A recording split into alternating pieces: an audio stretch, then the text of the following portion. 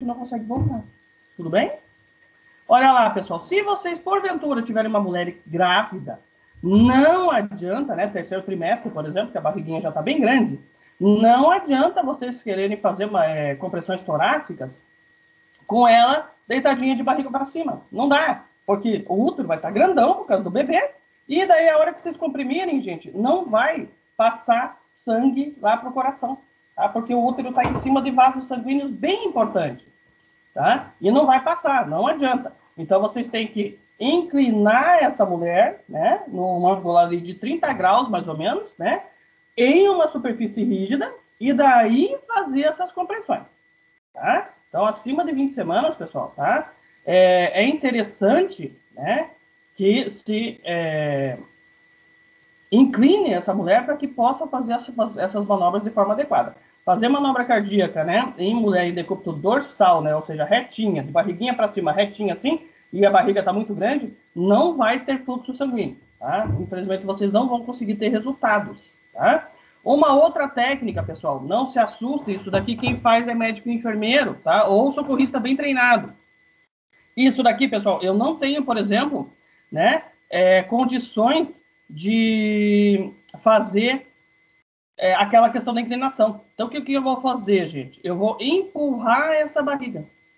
A barriga está grandona, né? O que a gente faz? Enquanto um socorrista está lá fazendo as compressões torácicas, o outro está empurrando essa barriga, tá?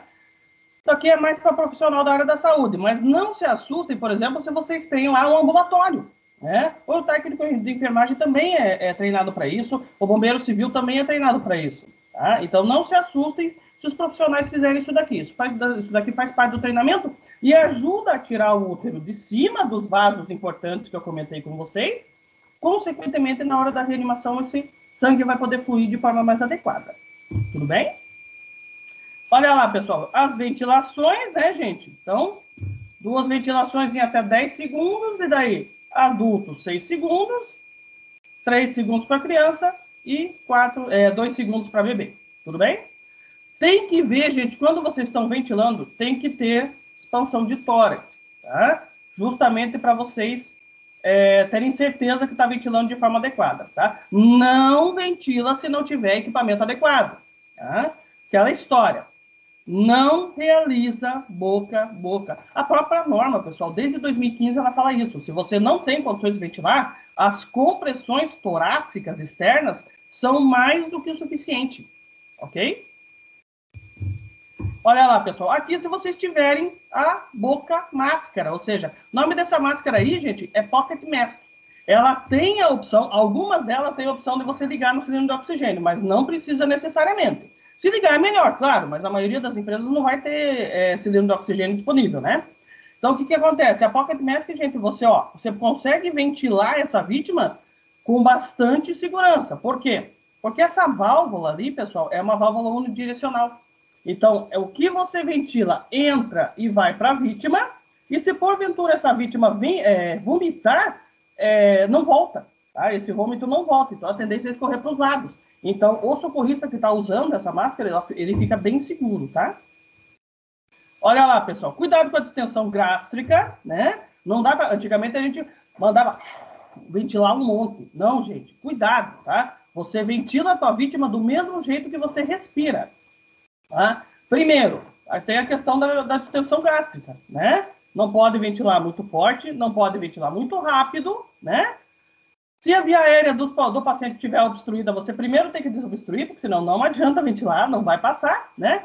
E a questão do tubo, né, gente? Daí é uma questão do médico, né? Mas, gente, o porquê também de não poder ventilar muito rápido? Porque vocês cansam mais rápido, tá? Então, ventila, ó, o mesmo tanto que vocês estão respirando, tá? Se não faz aquele fluxo turbulento dentro da boca do paciente e não vai conseguir de forma adequada a ventilação desse paciente. Vai ventilar muito rápido, pode fazer distensão gástrica, pode fazer mais cansaço para vocês e não vai ser conveniente para a vítima de qualquer forma, ok? Olha lá, pessoal, se for bebezinho, né? Nesse caso, gente, a gente está vendo que algumas empresas, inclusive, estão sendo acionadas aí, por exemplo, mamãe, né? trouxe o seu bebê, tem algumas empresas que têm berçário, alguma coisa nesse sentido, então, nesse caso em particular aqui, a gente explica também, tá? No bebezinho, pessoal, a grande maioria dos colapsos do bebê são provocados por, bebê até 1 ano, né? São provocados por leite, né? Questões líquidas, né? Então, primeiro vocês vão fazer as manobras de desobstrução em bebês, tá? Então, aquela manobrazinha que você vira o paciente aqui no teu antebraço, né? Dá aquelas palmadinhas e depois gira e faz as compressõezinhas e tal, né? Tá? Para ver se de repente não foi obstrução por líquido. Você pergunta para a mãe o que aconteceu, o que estava acontecendo antes dele perder a consciência assim, né? Normalmente a gente sabe que é por líquido, tá? Aí depois, se não tiver condições, você aciona o serviço de emergência, faz as compressões, né? Vem a ambulância de suporte avançado e vai levar para o hospital. Gente, aqui uma recomendação, tá? Bebezinho que se obstrui com leitinho, sempre vai para o hospital. Porque, por mais que vocês consigam desobstruir, existe a possibilidade de ficar um pouquinho de leitinho dentro dessa via aérea, tá? E daí, amanhã, depois, esse paciente acaba evoluindo com pneumonia, que a gente chama de pneumonia por broncoaspiração. Tá? Então, gente, obstruiu, vai para o hospital. Esse pacientinho obstruiu com leitinho, ele vai para o hospital, tudo bem? Tranquilos? Por quê? Porque daí o médico, ele pode auscultar, claro, se vier um suporte avançado, o médico pode fazer isso na hora, né? Ausculta lá, né, com o estetoscópio, ouve o pulmãozinho do bebê e vê se tem leitinho lá dentro. Se o médico tiver certeza que não tem nada, ele mesmo pode dar alta. Se porventura ele tiver alguma dúvida, ele vai levar para o hospital para fazer um pequeno raio-x. Faz um raio-xzinho de tórax para a gente ter certeza que não tem mais nada lá dentro. Ok? Então, hoje é conduta no pré-hospitalar e nos primeiros socorros, pessoal. Obstruiu, leva para o hospital, ok? Olha lá, pessoal. Então, RCP para crianças, né? Se vocês tiverem em um socorrista só, 30 compressões para 2 ventilações.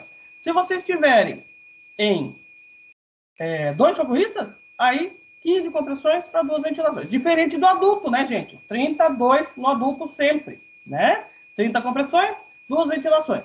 30 compressões, 2 ventilações. No adulto. Na criança, 30, 2 se for um socorrista, 15, 2 se for 2 socorristas. Tudo bem? 100 a 120 compressões do mesmo jeito, tá? 5 ciclos A, ok? Olha lá, esse é o posicionamento, né? Tá? No caso do paciente adulto, você vai se posicionar na lateral, né, do tórax do paciente e fazer lá suas 30 compressões, 2 ventilações. Se eu tenho condições de ventilar, eu vou lá e ventilo.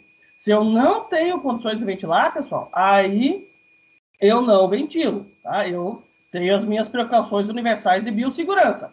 Só as compressões são mais do que suficientes. Tudo bem? Olha lá. RCP para bebês, né?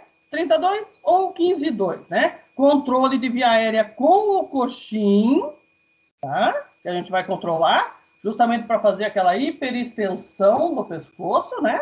Tá? Uso do DEA assim que disponível, pessoal. O DEA chegou, ele vai entrar na cena na hora, tudo bem? Olha lá, ó. O pulso de eleição, pessoal, para bebês é pulso braquial, é diferente do adulto, que a gente vê carotídeo. O bebê, a gente tem o pescocinho muito curtinho, tá? E ele normalmente é gordinho, né? Então a gente não consegue ver o pulso braquial neles, tá? Não consegue ver o pulso carotídeo neles. Então a gente opta pelo pulso braquial, tudo bem? Olha lá, pessoal, posicionamento em 1 ou em 2 socorristas para bebês, tá? Então vai descer ali 3 a 4 centímetros no nosso bebezinho, né? Gente, só sem força, tá, gente? Só baixa um pouquinho o tórax do paciente ali, só o suficiente para fazer a questão da bomba cardíaca, ok? Olha lá, também bem no meio do peito, né? Então, esse bebezinho vai receber as manobras de compressão cardíaca, tá? A questão da cânula orofaríngea, pessoal, no bebê também, tá? É a famosa cânula de Guedel, né? Tá? Hoje a gente chama de cânula orofaríngea, na prática é a mesma coisa. Só tem que tomar cuidado, tá? O bombeiro profissional civil ou técnico de enfermagem que tiver aí na empresa de vocês, caso tenha algum ambulatório, só eles vão saber, tá, gente? Eles são treinados para isso, né? A cânula para adulto, ela é posicionada, ela é medida e posicionada de uma forma, para criança é outra, tá? Então, A canularofaríngea também é indicada para bebês e tem o tamanho certo, tá? Olha lá, pessoal, quando interromper essa PCR, essa RCP, né, gente? Quando interromper essa reanimação cardiopulmonar, tá? O paciente volta a respirar e tem pulso. Então, a cada 2 minutos, vocês vão reavaliar, tá? O próprio DEA faz essa reavaliação, tá? Essa aqui é a parte boa. Por isso que o DEA é tão importante para a gente, tá?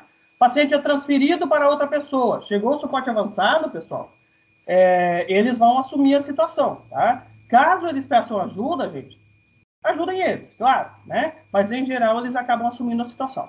E a interrupção por irreversibilidade, isso quem faz é o médico, tá? Isso cabe ao médico. Se o médico mandar parar as compressões, vocês vão parar as compressões, ok? Transporte, né, gente? Só vai realizar o transporte dessa vítima se o paciente tiver retorno de circulação, tá? Ou seja, se o paciente voltou. Quando o paciente está parado, gente, a gente não pode andar com a ambulância, por quê?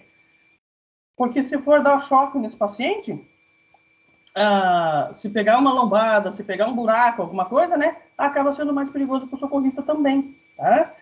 Outra coisa, gente, é norma de biossegurança, nós socorristas dentro da ambulância, ficarmos afivelados com o cinto de segurança, tá? Então, só vai transportar essa vítima quando o paciente voltou, tudo bem?